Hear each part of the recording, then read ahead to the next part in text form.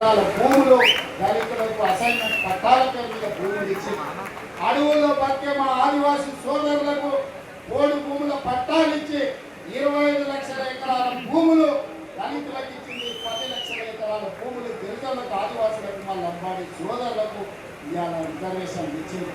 ఇవే కాదు, డాక్టర్లుగా, లాయర్లుగా, ఇంజనీర్లుగా, ఐఏఎస్లుగా, ఐపీఎస్లుగా, ఐఏపీఎస్లుగా ఈరోజు రాజ్యాధికారాన్ని నడుపుతున్నారంటే సిఎల్పి నాయకుడిగా పట్టి విక్రమార్క గారు అసెంబ్లీలో కేసీఆర్తో కొట్లాడిందంటే ఇందిరమ్మ నాడు దళితుల పట్ల, గిరిజనుల పట్ల తీసుకున్న నిర్ణయాలు ఇవాళ డాక్టర్ మల్లుగడ్డ గారు డాక్టర్ అయ్యారు, పట్టి విక్రమార్క గారు ఉప ముఖ్యమంత్రి అయ్యారు, మా కామన్న ఉమ్మడి రాష్ట్రానికి ఉప ముఖ్యమంత్రిగా పనిచేసారు.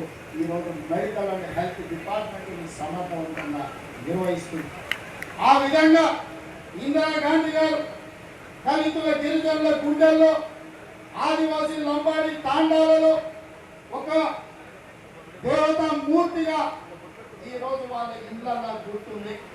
వాళ్ళ తల్లిదండ్రులతో పాటు ఇందిరాగాంధీ గారు ఫోటోలు పెట్టుకొని ఇవాళ ఎస్సీ ఎస్టీ ఇందిరమ్మను పూజిస్తుంది. ఇందిరమ్మ అమ్మ అనే పదంలో ఉన్న మధురం, అమ్మ అనే పదంలో ఉన్న అనుబంధం. ఇందిరమ్మ మన కన్న తల్లి కాకపోవచ్చు, సొంత తల్లి కంటే ఎక్కువ ఆదివాసులను, గిరిజనులను, దళితులను చూసుకున్నారు కాబట్టి ఇందిరాగాంధీ ఇందిరమ్మ ఈ దేశానికి నాయకత్వం వహించింది. ఆమె పుత్రుడు రాజీవ్ గాంధీ ఆనాడు ఈ దేశంలో కంప్యూటర్ను ప్రవేశపెట్టింది. ఆయన మిత్రుడు శామ్ పిట్రోడా టెలికాం టెక్నాలజీని ప్రవేశపెట్టింది.